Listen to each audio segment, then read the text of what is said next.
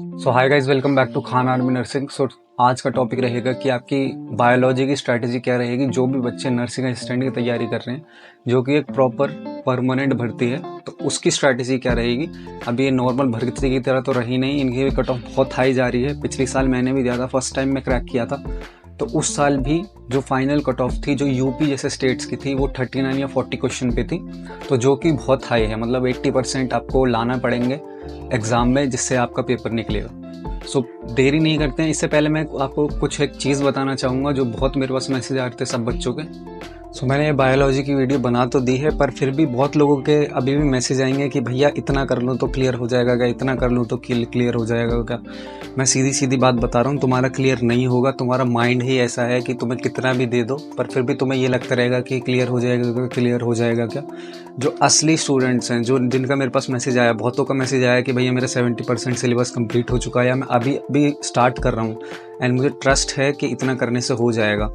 मैंने कोई अलग से कोई स्ट्रैटेजी नहीं बताई है। जो यूट्यूब पे अवेलेबल चीज़ हैं, जो सारी आपके पास पहले से ही अवेलेबल चीज़ हैं, जो बुक्स मैंने आपको बताई हैं, या फिर मैंने आपको जो नोट्स दिए हैं, मैंने आपको उस चीज़ का सारा कॉम्बिनेशन करने को बोला है कि यूट्यूब से अपना स्ट्रैटेजाइज करो एंड बाकी चीज़ों से अपना रिवीजन या फिर अपने सिलेबस कंप्लीट करो। फिर भी बहुत लोगों के मैसेज आते हैं शॉर्टकट, जो शॉर्टकट अपनाते हैं। भाई तुम्हारा नहीं होने वाला है, कड़वा सच है।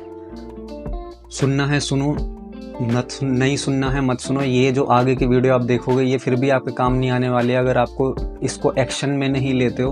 बोलने से तो बहुत कुछ हो जाता है, स्ट्रैटेजाइज करने से भी बहुत कुछ हो जाता है। ये सारी इंपॉर्टेंट टॉपिक्स आप देख तो लोगे, पर फिर भी आपके दिमाग में फिर यही रहेगा, भैया आपने फिजिक्स के इंपॉर्टेंट टॉपिक्स नहीं दिए या फिर केमिस्ट्री के इंपॉर्टेंट टॉपिक्स नहीं दिए, फिर भी हमारा क्लियर होगा या नहीं होगा। मैंने इम्पोर्टेंट बुक बताई है इस वीडियो में।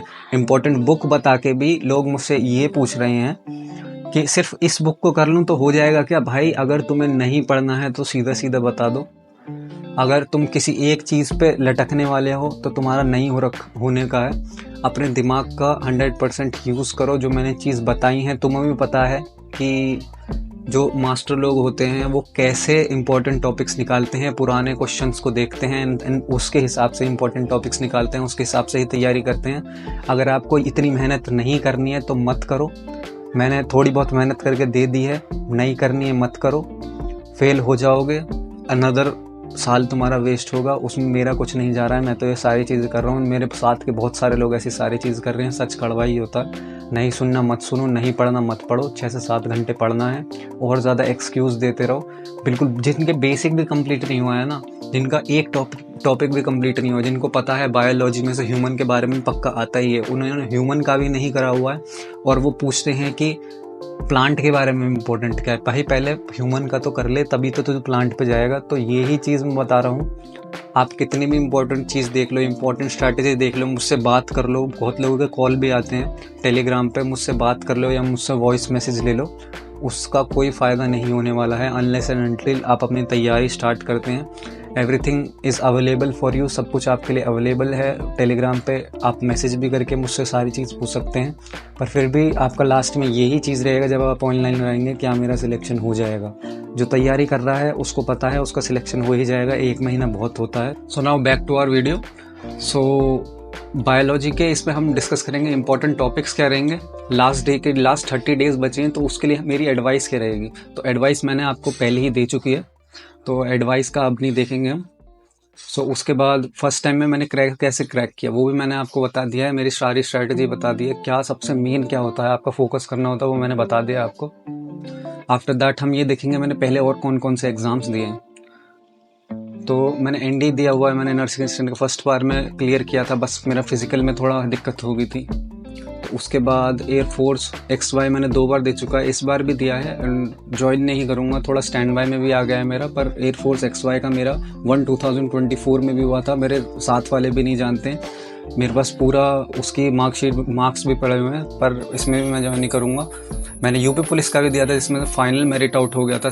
SSC CHSL दिल्ली पुलिस का भी दिया था। SSC GD में भी मैं एक बार फाइनल मेरिट आउट से रह गया हूँ। So after that we have nursing assistant का सिलेक्शन प्रोसेस क्या रहता है। तो सबसे मेन है सिलेक्शन प्रोसेस, वो ही आपकी सारी चीज़ डिसाइड करेगा। कट ऑफ हो गया एंड बाकी आपकी कैसी स्ट्रैटेजी रहनी चाहिए, वो सारी चीज़ वो ही डिसाइड करेगा।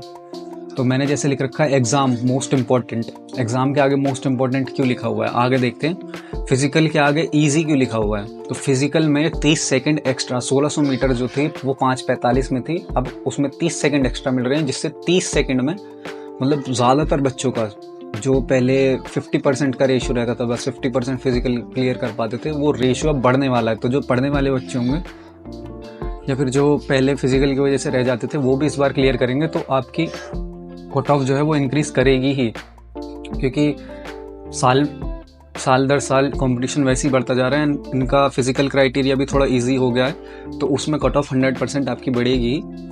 तो उसके बाद देखते हैं हम इसका पैटर्न क्या रहता है। पैटर्न में आप 15-15 दो बायोलॉजी और केमिस्ट्री के रहते हैं। बायोलॉजी और केमिस्ट्री के आगे मैंने स्टार लगाए हुए हैं क्योंकि ये सबसे ज़्यादा इंपॉर्टेंट है। तो 15-15 मार्क्स के ये आते हैं, एंड देन 5 मार्क्स का फिजिक्स आता है, 10 मार्क्स की जीके आती है, 5 मार्क्स की मैथ आती है।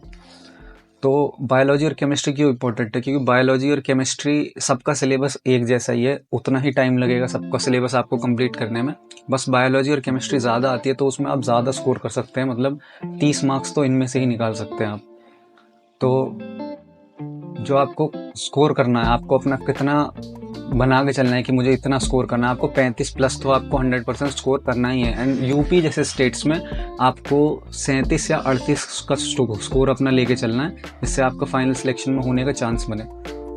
सो ये मैंने बता दिया। एंड बायोलॉजी सबसे इंपॉर्टेंट चीज़ है इसमें, क्योंकि बायोलॉजी थोड़ी जो बायोलॉजी बैकग्राउंड से होते हैं उनको करने में भी आसानी होती है। तो बायोलॉजी की आज मैं स्ट्रैटेजी बताऊँगा, और चीज़ की मैं स्ट्रैटेजी लाऊंगा क्योंकि मुझे टाइम नहीं मिल रहा है। मैं पहले अपनी तैयारी देखूँ फिर आपकी देखूँगा।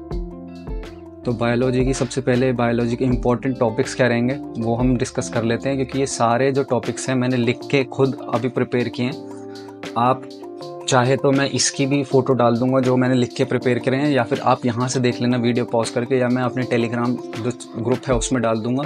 उसका भी आपको लिंक जो है कमेंट सेक्शन में पिन मिल जाएगा, डिस्क्रिप्शन में पिन मिल जाएगा, वहाँ पे सवाल भी कुछ पूछ सकते हो आप, या फिर जो सारे इंपॉर्टेंट नोट्स हैं मैंने अपने सारे वहीं डाल रखे हैं।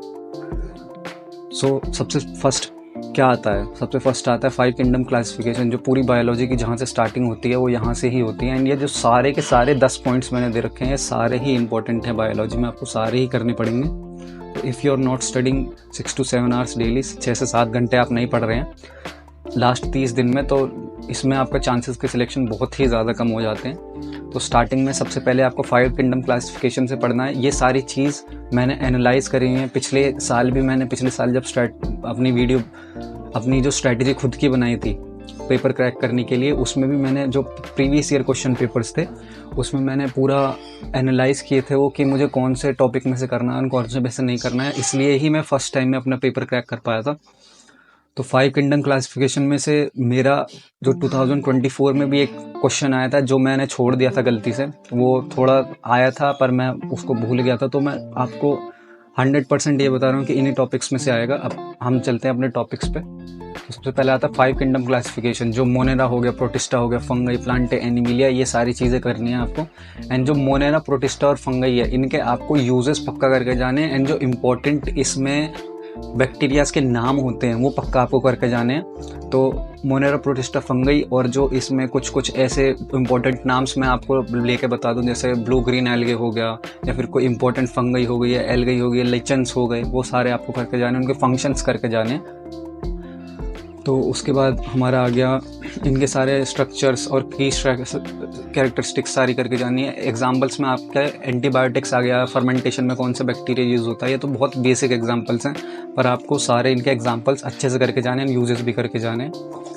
आफ्टर दैट 5 किंगडम में ही प्लांट आता है। तो प्लांट इसमें बहुत इंपॉर्टेंट रहता है, उससे भी ज़्यादा इंपॉर्टेंट एनिमल्स का रहता है, एनिमल्स में ह्यूमंस का, पर प्लांट का भी हम देख लेते हैं। प्लांट से भी क्वेश्चन आता ही आता है। तो एंजियोस्पर्म, जिम्नोस्पर्म और टाइप्स ऑफ प्लांट जो होते हैं वो सारे आपको करके जाने हैं। उसके बाद सबसे इंपॉर्टेंट चीज़ आती है इनके जो सेल्स होते हैं, सेल के टाइप और प्लांट में सारे फंक्शन कैसे होते हैं, वो आपको एक बार अपनी थ्योरी सारी करके जानी है। तो पैरेनकाइमा, कोलेनकाइमा, स्केरेनकाइमा, जाइलम, फाइलम, ये ऐसी जो सारी चीज़ होती हैं आपको सारी ये चीज़ करके जानी है ना। कहाँ से करोगे वो मैं आगे वीडियो में बताऊँगा। और फिर जो सारे फंक्शन होते हैं, जैसे फोटोसिंथेसिस हो गया। फोटोसिंथेसिस मैं बोल रहा हूँ तो इसका मतलब ये नहीं है कि आप सिर्फ फोटोसिंथेसिस की डेफिनेशन पढ़ लेंगे, आपको फोटोसिंथेसिस में अंदर तक जाना पड़ेगा। जैसे स्टोमाटा हो गया या फिर फोटोसिंथेसिस में जो सारे सेल्स इन्वॉल्व होते हैं, या फिर फोटोसिंथेसिस का प्रोसेस होता कैसे है, ग्लूकोज का फॉर्मूला, ये सारी चीज़ें आपको अंदर तक करनी पड़ेंगी। रेस्पिरेशन, ट्रांसपिरेशन जो पानी उड़ता है, एंड रिप्रोडक्शन में भी आपको ठीक से सारी चीज़ करके जानी पड़ेंगी। कौन सा बाइसेक्सुअल है, कौन सा किसके मूड ऑफ सेक्सुअल रिप्रोडक्शन कैसे हैं, वो सारी चीज़ें आपको करके जानी पड़ेंगी कि इसके बीजों से ये पनपता है, ये अपने पत्तियां नीचे छोड़ के पनपता है, या फिर ये अपनी पत्तियों को नीचे गिरा के उसमें से ही नई पत्तियां निकल जाती हैं। वो सारी चीज़ आपको करनी पड़ेंगी, इनके एग्जाम्पल्स भी साथ में लर्न करने पड़ेंगे। सो आफ्टर दैट हमारा सबसे मोस्ट इंपॉर्टेंट आ जाता है यहाँ पे एनिमेलिया में, जैसे ह्यूमन्स एनिमल्स में ही आते हैं, तो एनिमेलिया में सबसे इम्पोर्टेंट ही एनिमेलिया का पार्ट है। तो ये सारी चीज़ जो लिखी हुई है ये 100% आपको करके जानी है। एंड सबसे ज़्यादा एनिमेलिया में आपको ह्यूमन फोकस्ड रहना, ह्यूमन के जो सारी चीज़ हैं वो सारी करके जानी है। सबसे पहले एनिमेलिया में आपको सेल की बायोलॉजी और सेल ऑर्गेनेलीज जो सारी होती हैं, जैसे माइटोकॉन्ड्रिया हुआ, न्यूक्लियस हुआ, राइबोसोम्स हुआ, एंडोप्लाज्मिक रेटिकुलम, ये सारी चीज़ करके जानी है। इनके फंक्शन और ये किन्होंने इनकी खोज की थी वो सारे आपको करके जाने हैं। इंपॉर्टेंट इनकी सारी चीज़ रहती हैं वो सारी करके जानी है। उसके बाद आ गया टिश्यूज़, अलग अलग टाइप के जो टिश्यूज़ होते हैं, जैसे एपिथेलियल हो गया, connective muscular, spindle shaped muscular में भी अलग अलग चीज़ें आ जाती हैं, स्क्वैमस टिश्यू हो गए, वो सारे आपको करके जाने। सो एनिमेलिया का ये सबसे इम्पोर्टेंट पार्ट है। एंड देन ये वाला सबसे इम्पोर्टेंट पार्ट है आपका एनिमेलिया का। इसमें आपके ह्यूमन बॉडी के जो सारे सिस्टम्स हैं, जैसे आपका नर्वस सिस्टम हो गया, डाइजेस्टिव सिस्टम हो गया, रेस्पिरेटरी सर्कुलेटरी सिस्टम हो गया, एक्सक्रीटरी सिस्टम हो गया, ये सारी चीज़ आपको करके जानी है। तो मैं ये ऊपर से ही बता रहा हूँ अभी। तो नर्वस सिस्टम में आपको क्या करके जाना है, तो नर्वस सिस्टम का मतलब ये नहीं है कि आपने ब्रेन के बारे में थोड़ा बहुत पढ़ लिया वो बहुत है। आपको ब्रेन के सारे पार्ट्स पता होने चाहिए, कौन सा पार्ट क्या चीज़ कंट्रोल करता है वो पता होने चाहिए।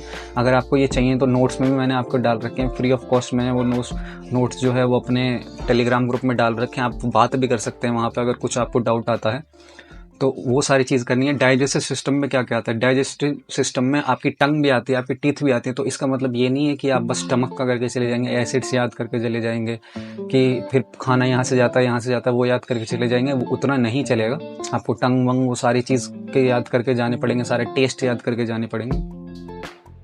सो after that we have respiratory system हमारे लंग्स का, वो जो सारी चीज़ होती हैं उससे रिलेटेड डिजीज़ भी आपको पता होनी चाहिए। लंग्स में क्या सारी चीज़ फंक्शनैलिटी होती है वो भी सारी आपको पता होनी चाहिए, वो सारी याद करके आप चले जाना। मैंने बहुत शॉर्ट नोट्स में आपको पूरा वो दे रखा है। तो MCQs टाइप के क्वेश्चन आते हैं तो ज़्यादा थ्योरी का इसमें मैटर होता है नहीं, पर आपको थ्योरी थोड़ी बहुत पता होनी चाहिए जिससे आप जो रटने वाला पोर्शन है वो आसानी से आपको याद हो जाए।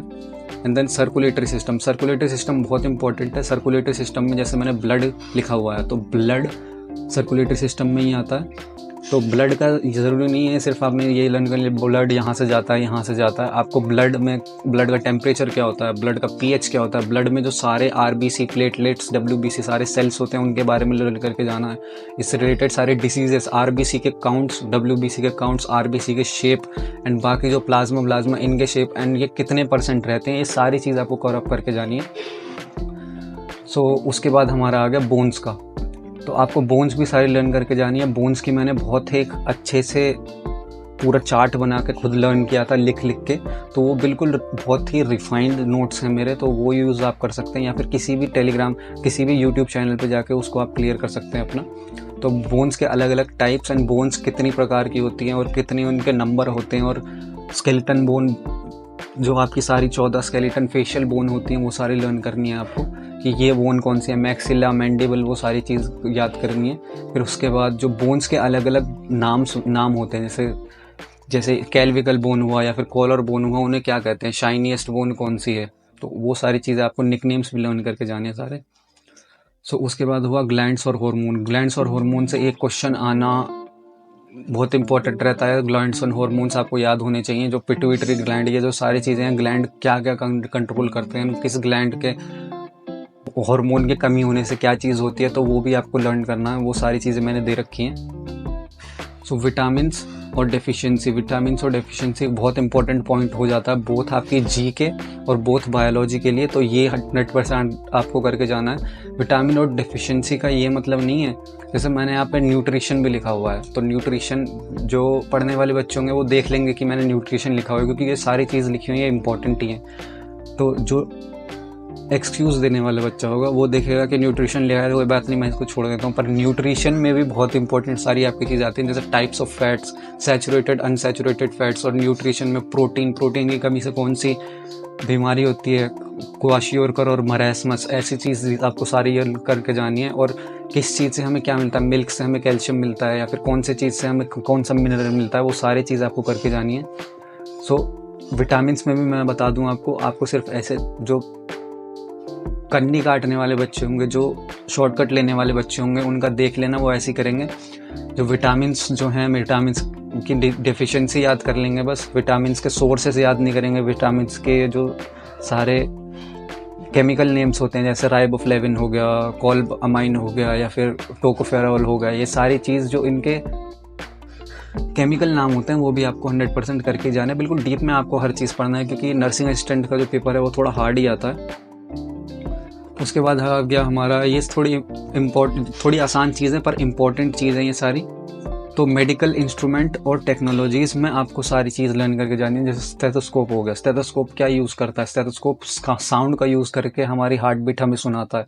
तो वो सारी आपको सिर्फ ये याद नहीं करना है कि थर्मोमीटर, ECG, MRI ये किस चीज़ में काम आती हैं, ये तो याद आपको करना ही है। आपको उसके पीछे साइंटिफिक जो रीज़न है वो भी याद करना है। तो ये साइंटिफिक रीज़न के साथ आपको कौन सी बुक में दे रखा है, मैं कोई मेरा प्रमोशन नहीं है, कुछ वैसी चीज़ नहीं है। जब मैंने पर्सनली खुद अपनी इस बुक से पढ़ा था, तो मैं अभी आपको ये ही बुक रिकमेंड करूँगा। ये हिंदी और इंग्लिश दोनों में आती है। उनके सारे की इंस्ट्रूमेंट और उनके सारे यूजेस सारे याद करके जाने।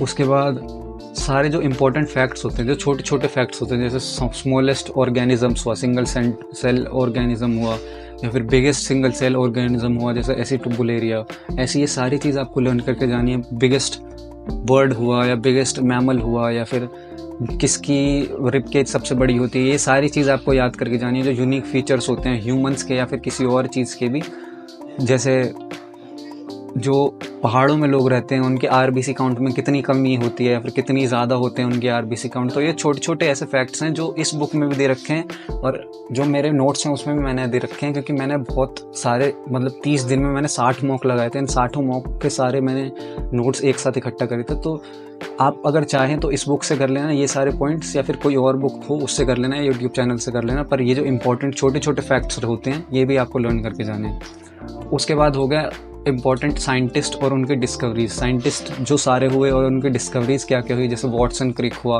या फिर पेनिसिलिन किसने वो करी, या फिर ECG कौन लाया, या फिर जो फर्स्ट वैक्सीन थी वो कौन लाया।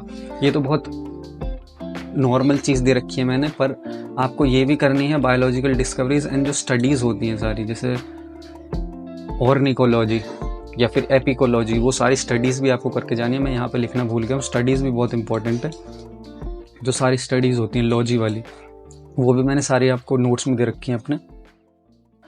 सो ये सारी जो चीज़ें लिखी हुई हैं, या तो आप वीडियो पॉज करके इसको देख सकते हो, या फिर मैं अपने टेलीग्राम ग्रुप में ये सारी चीज़ें शेयर कर दूंगा। वहाँ पे वॉइस नोट्स भी मैं डालता रहता हूँ। अगर आपका कोई डाउट रहता है तो मैं वॉइस नोट डाल के क्लियर कर देता हूँ आपका डाउट, कि टेक्स्ट करने में ज़्यादा दिक्कत होती है, तो वॉइस नोट से आपका डाउट क्लियर हो जाता है। सो उसके बाद आ गया बायोलॉजी का जो सारे मैंने ये चीज़ बताई, वो कैसे बताई, मैंने कोई चैट GPT से नहीं निकाला है, कहीं से ऐसे कॉपी नहीं करा है। मैंने भी खुद जो अपनी सारी नोट्स हैं, नोट्स में से ही सारे टॉपिक्स निकाल के मैंने ऐसे करके पहले ऐसे मैनेज करें, एंड फिर लिख के आपको ऐसे दिखाएं कि आपको थोड़ा ट्रस्ट हो, ये ना हो कि मैंने चैट GPT से कॉपी कर दिए। तो बायोलॉजी के नोट्स सबसे ज़्यादा इंपॉर्टेंट है। आपके बायोलॉजी के नोट्स आपको कहाँ से मिलेंगे, टेलीग्राम चैनल पे जो टेलीग्राम ग्रुप है मेरा, वहाँ पे आपको नोट्स मिल जाएंगे। तो ये नोट्स मेरे पर्सनल नोट्स हैं। मैं आज लाइब्रेरी जा रहा हूँ, मैं भी ये पर्सनल नोट्स रिवाइज़ करने वाला हूँ, और मैं भी फिर नर्सिंग असिस्टेंट की वापस तैयारी कंटिन्यू करने वाला हूँ अपनी।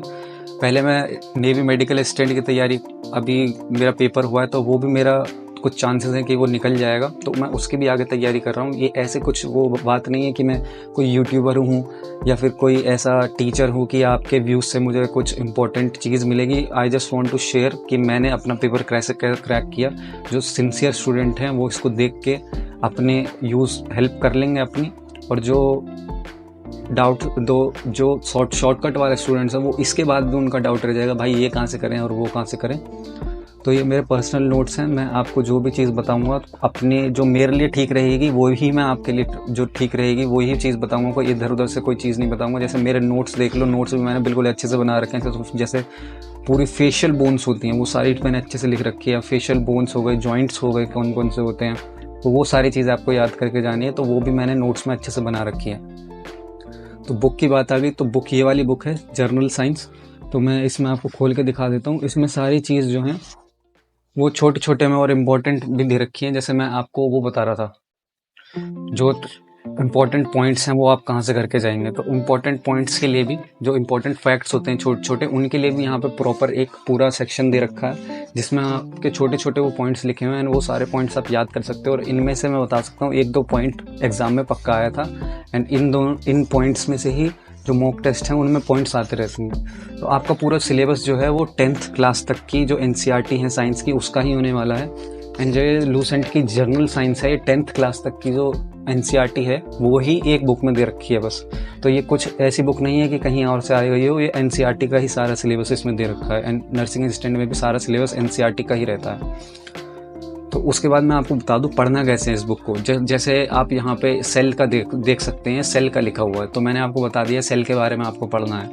तो पहले तो कुछ बच्चों को ऐसा लगेगा, जो पढ़ने वाले बच्चे उनको छोड़ के जो नए बच्चे हैं जो करना चाहते हैं तैयारी, पर उनको 6 से 7 घंटे पढ़ने की आदत नहीं है, तो उनको देखते ही लगेगा कि ये तो इतना सारा दे रखा है, इसमें से कहाँ से करूँगा मैं। तो जैसे हमारे यहाँ पे प्रोटोप्लाज्म दे रखा है, आपको छोटा छोटा दिख नहीं रहा होगा, प्रोटोप्लाज्म दे रखा है, उसके बारे में लिख रखा है ये है क्या चीज़, एंड फंक्शन सारे लिख रखे हैं। तो ये पहले फंक्शन पढ़ो एंड देन उसके अपने नोट्स बना लो, जिससे आपको आगे तैयारी में हेल्प मिले। कोई ज़रूरी नहीं है कि आप यूट्यूब चैनल से पढ़ते हो, आपके बुक में भी अच्छे से दे रखा होता है, उसमें से आप ध्यान लगा के पढ़ो तो उसमें से नोट्स अपने निकाल सकते हो। तो उसके बाद लास्ट में सबसे इम्पोर्टेंट जो चीज़ है, ये सारी चीज़ें आपको कैसे अपनी मैनेज करनी है वो सारी चीज़ मैं बता देता हूँ।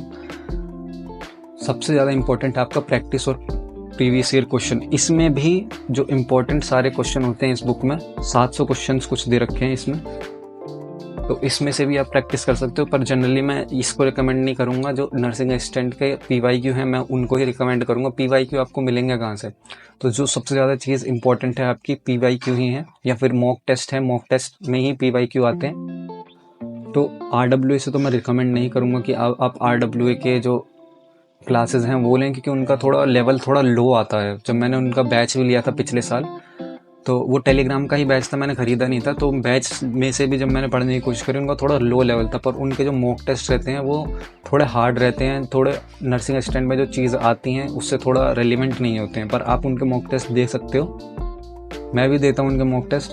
तो सबसे पहले मैं बता दूँ, लक्ष्य आर्मी एक सर पढ़ाते हैं, तो मिस्टर लेगा, तो वो सर पढ़ाते हैं। उनके एक मॉक आप 1 घंटे का होता है, तो उस 1 घंटे के मॉक को आप 2x स्पीड पे करके अगर देखेंगे तो 30 मिनट में आपको वो मॉक कंप्लीट हो जाएगा। और एक सोनू आर्मी क्लासेस है, वो मैम बहुत अच्छा पढ़ाते हैं, तो उनके भी मॉक्स जो हैं वो भी आप लगा सकते हैं। तो मैं आज से क्या करने वाला हूँ, जैसे मैं आज लाइब्रेरी जा रहा हूँ तो मैं 2 मॉक एक दिन में 2 मॉक लगाऊंगा, एक लक्ष्य आर्मी के, एक सोनू आर्मी के, जिससे जो सारे टाइप के क्वेश्चन हैं वो हमारे कवर अप हो जाएं। किसी एक टीचर पे डिपेंड होने की ज़रूरत ना पड़े। अगर वो टीचर गलत होता भी है तो कोई बात नहीं, दूसरे टीचर से मेरा वो सारा कवर अप हो जाएगा। तो मैं 2 मॉक टेस्ट एक दिन में दूंगा, एंड उसके साथ साथ राइट इन नोटबुक, जैसे मैंने राइट इन नोटबुक लिया है तो मैंने राइट इन नोटबुक में साथ साथ अपनी नोटबुक में लिखता भी रहता था, तो जो सारी चीज़ होती थी। जैसे आप ये घचड़ पचड़ सारे देख सकते हैं, तो ये नोट्स सारे हैं, मुझे ही समझ में आएंगे। तो नोट्स सबसे ज़्यादा अच्छे कौन से होते हैं, जो सिर्फ आपको समझ में आए, तो ये नोट्स मेरे हैं। अगर आपको समझ में आए तो वेल एंड गुड, वरना आप मुझसे जो बाकी और जो सारे के सारे सोर्सेज हैं वो और भी लिख सकते हैं। तो राइट इन नोटबुक में लिखना सीखो अपने 100%। जो नोटबुक में आप लिखते हो वो लिखना सीखो। कोई मॉक टेस्ट आता है उसमें आपको कुछ चीज़ नहीं आती है तो वो नोटबुक में लिख लो एंड उसको टॉपिक लिख लो। तो इस चीज़ को सारी जो तैयारी है उसको आप कैसे कंटिन्यू रखोगे, तो सबसे पहले आप एनालाइज करोगे। एनालाइज आप कैसे करोगे, जैसे आपने मॉक टेस्ट लगाया और अपनी नोटबुक में लिख लिया कि ये वाला पॉइंट मुझे नहीं आया, तो वो उस टॉपिक को देखोगे। जैसे आपको किसी बैक्टीरिया के बारे में पूछ लिया कि ये बैक्टीरिया क्या करता है या फिर इस बैक्टीरिया कौन से किंगडम में आता है, तो आप उस बैक्टीरिया के बारे में लिख लेंगे। एंड जब बाद में आप अपना एनालाइज करेंगे, मॉक टेस्ट के बाद अपना एनालाइज करेंगे कि इस टॉपिक में से मुझे नहीं आया, आपको 5 किंगडम क्लासिफिकेशन में से नहीं आया, तो आप 5 किंगडम क्लासिफिकेशन के नोट्स बनाओगे फिर। और जो बेस्ट बुक है, जो ये लूसेंट की बुक है या फिर कोई भी आपकी बुक है, उसमें से आप अपना ये कवर अप करेंगे या यूट्यूब चैनल से अपना कवर अप करेंगे। एंड देन फिर और PYQ लगाएंगे, फिर प्रैक्टिस करेंगे और फिर रिवीजन करेंगे। ये सारी चीज़ आपको कंटिन्यू करती जानी है। जो आपके मॉक टेस्ट लगाने हैं उसमें आपकी गलती होंगी, उसको टॉपिक को आपको देखना है, फिर आपको रिवाइज करना है। ये 30 दिन तक अगर आपने कंटिन्यू कर लिया, रोज़ अगर आपने 2 मॉक टेस्ट पर डे लगा लिए, तो आपका 100% ये पेपर निकल जाएगा। लास्ट में भी मैंने पिछले साल भी मेरे यूपी पुलिस का जो पेपर था, फर्स्ट बार जो हुआ था लीक से पहले, तो उसके बाद 1 महीना बचा था बस मेरे पास आर्मी नर्सिंग असिस्टेंट का पेपर करने के लिए। तो 1 महीने में ही मैंने इतना सारी चीज़ें सारी कवर अप करी थी। So about physics and chemistry की जो सारी स्ट्रैटेजी होगी एंड GE की स्ट्रैटेजी, वो मैं आगे ले आऊँगा। आज मेरे पास ज़्यादा टाइम नहीं है क्योंकि मैं खुद भी तैयारी कर रहा हूँ। अगर आपको उनके इंपॉर्टेंट टॉपिक्स चाहिए होंगे तो मैं आपको टेलीग्राम पे शेयर कर दूँगा। आपको डेली आपके जो इंपॉर्टेंट टॉपिक्स अगर आपको डेली के लिए चाहिए कि आज मैं क्या करूँ, आज मैं क्या करूँ, वो भी आप मुझसे पूछ सकते हैं। सो यही था आज का सारा आपकी बायोलॉजी की स्ट्रैटेजी। आगे स्ट्रैटेजी थोड़ा आने में टाइम लगेगा क्योंकि मैं भी आपकी तरह तैयारी ही कर रहा हूँ। मेरा कुछ एम ये नहीं है कि मैं यूट्यूब पे अपना चैनल ग्रो करूँ या कुछ करूँ। मुझे भी फाइनली एक जॉब ही चाहिए, एक स्टेबल जॉब चाहिए, लाइक आर्मी नर्सिंग असिस्टेंट। तो that was it for today. आपको कुछ भी डाउट आता है आप टेलीग्राम ग्रुप में पूछ सकते हैं। टेलीग्राम ग्रुप का लिंक जो है, उसका लिंक मैं कमेंट सेक्शन में पिन कर दूंगा। सो that was it for today. कुछ और भी आपको कन्फ्यूज़न होगी तो वो आप कमेंट सेक्शन में लिख के भेज सकते हैं। मैं आपको 100% रिप्लाई करने की कोशिश करूँगा। मैं सारे कमेंट्स का रिप्लाई करता हूँ। So that was it for today. Thank you so much for watching. Good bye.